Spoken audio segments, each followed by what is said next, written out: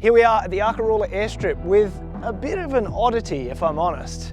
We've got a big 3-bladed prop. Up on the wings there, we've got some vortex generators, but it's got struts. So I'm going to give you a couple of seconds to try and figure out what aeroplane this might be before we do our big reveal.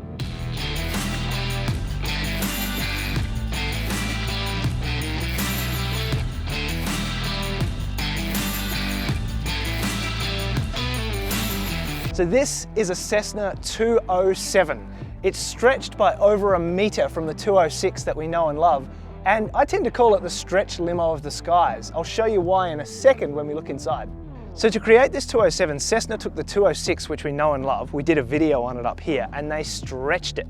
The first stretch was 18 inches in the front here, and it created this cool little nose locker. Let's have a look inside.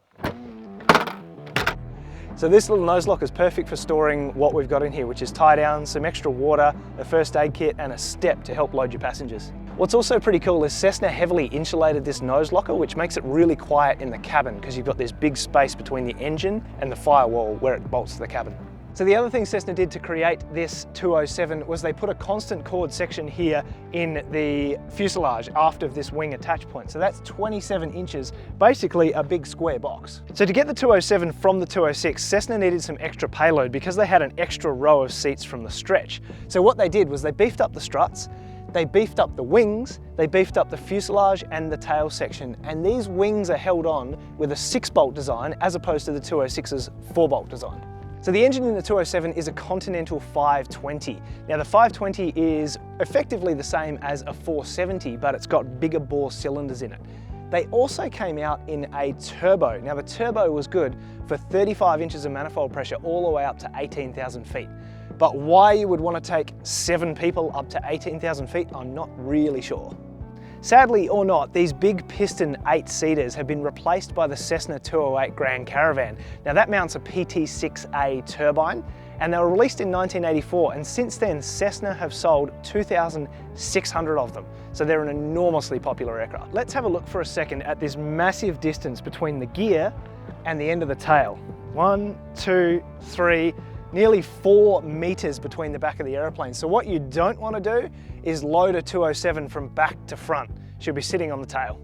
The next thing I love about it is how much grunt it's got. That big IO 540 up front gives it heaps of grunt to get in and out of these small bush strips like here at Arkaroola. The other thing to love about these 207s is how strong they are. Because the wings and the struts and the fuselage and the tail were all beefed up to take more people, it means that it feels really, really solid when you fly it. And of course, the last thing about the 207, which it's got an edge on the 206 for this reason, is when you open up this door, it's got 2 front doors. So these 2 front doors are awesome for passenger loading. All the commercial pilots I've spoken to talk about the 207, and they talk about the ability to load passengers from both sides. And then the pilot can do his walk around and jump in his door, which is fantastic. So before we talk about the inside of this aircraft, let's have a quick chat about the one thing I don't like about this aeroplane. It's the fact that Cessna didn't make the prettiest aeroplane in the world. It's fairly ungainly, it's long, it's got these straight sections in the fuselage instead of a nice taper all the way to the tail. But despite that, it is a pretty usable aeroplane, so I do love it. A lot of these 207s and 206s for that matter can be found with the original panel, original radios. What Doug's done a really nice job of is updating this panel, so let's have a look. Okay, so there's a bunch of things I love about this panel, namely the dual G5s. For safety, they're unbelievable because they've got that battery backup, and it just makes the panel so much more modern. And then on the right-hand side here, you've got a couple of Dyna and EFIS, or an EFIS and an EMS, so we can monitor everything. Do you want me to wait for that beep? So over here you've got a big multi-function display, and then you've got this big Garmin GPS, which is a touch screen as well, so that's fantastic. You've got so much information between these 2 screens, it's almost impossible to get lost. So on the outside you would have noticed a big HF antenna, so we've got VHF comm here, and then we've got a big HF in here, which is essential for these remote areas in Australia, because if you're doing a charter flight in a remote area in Australia, you've got to call up flight service. You have to be able to be in radio contact. So with the HF, you can call up flight service from anywhere in Australia. And then of course you've got the standard Cessna controls, these verniers for the throttle, the pitch and the mixture. And then you've got your trims down here, your rudder trim, your elevator trim, and those cow flaps. and then a fuel selector. Now, interestingly, in this aircraft, normally all Cessnas have a left, a right, an off, and a both. This particular aircraft, or this 207, only has a left and a right, so you're switching between left and right tank all the time. So overall, as a commercial pilot, if I was operating this particular aircraft, I'd be really happy that I can keep the engine happy, I can go where I want to go, and I've got all the information that I could possibly need to keep my passengers safe. So go like this, here, here, and we go here. So here I am sitting in the second row. I'm pretty happy. I've got plenty of leg room. If the pilot's all the way up the front like they are there, I reckon I'd be pretty happy to sit here for more than an hour.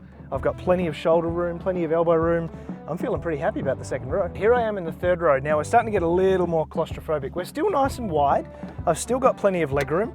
So I think even in this third row, I'd be pretty happy to sit here for quite some time. Up to an hour, maybe even an hour and a half on a scenic. It'll be pretty good. I've got these nice big windows as well, so I've got a great view.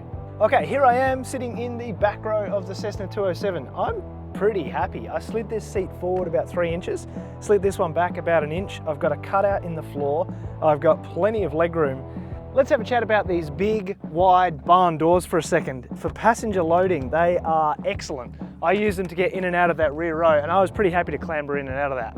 What's nice about these as well, because this airframe was lifted from the 206, these barn doors are behind the flap. If you ever fly a 206 and you can't get the flaps down, you're wondering why, you got to reach behind you and make sure that rear door is latched. No such thing in the 207, because we've got that 27-inch stretch. We can have these barn doors open and we don't have to worry about them fouling on the flap. Let's have a chat about payload for a second. Really big airframe, beefed up wings, beefed up struts, beefed up fuselage. That means that you can take 1,234 pounds of payload with full fuel. That makes this a really usable airplane. So that 1,234 pounds of load gives you a full 61 gallons of fuel. Now it's not a huge range, but really you wouldn't want to be sitting in here for much more than an hour on a scenic flight, maybe an hour and a half. It's a really usable airplane for those scenic flights. So in researching this video, I came up with a couple of interesting facts. There was one pilot who reported flying one of these out of a really hot strip fully loaded, and it took him 10 nautical miles to climb to 1,500 feet AGL. It's a story on the internet, so I take it with a grain of salt, but I guess it's possible if you were fully loaded. The other story I read about is one of these Cessna 207s, again fully loaded, if you load it to a full aft CFG, so that's still inside the envelope, still a safe loading, it can sit its tail on the ground and still be inside the envelope.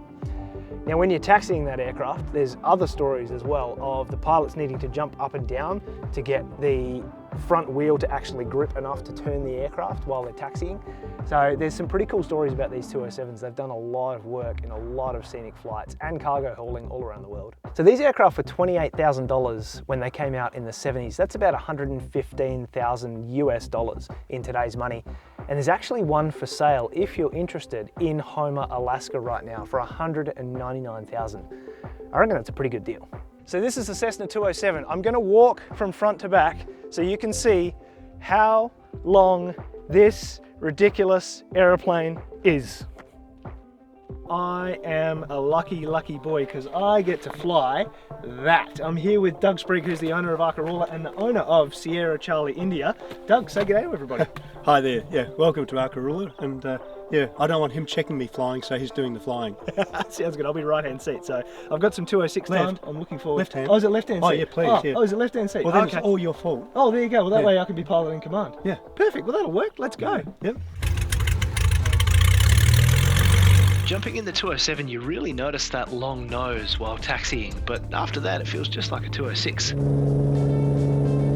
Look at how useful these avionics are. The dual Dyna Nephis and the Garmin 175 are a great low-cost avionics package. You can easily imagine this plane with 7 passengers. We lifted off from the small airstrip at Arkaroola and flew this spectacular 15 minutes to Walkaround. Have a look at some of that terrain. These outback strips were built to support the geoscience effort back here in the 1960s when they pulled a lot of uranium out of the Arkaroola area. On landing, the 207's big wings give a real cushioning ground effect. It felt like she swooped the wings like a bird, which arrests that rate of descent quite nicely.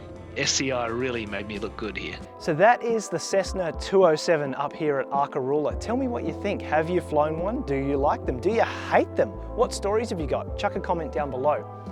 While we're here in Arkaroola as well, we've got a couple of cool videos to shoot. There's one that's coming up which is just over Josh's left shoulder, which is a bit of a barn find, so make sure you stay tuned for that one, and more Dead Stick adventures.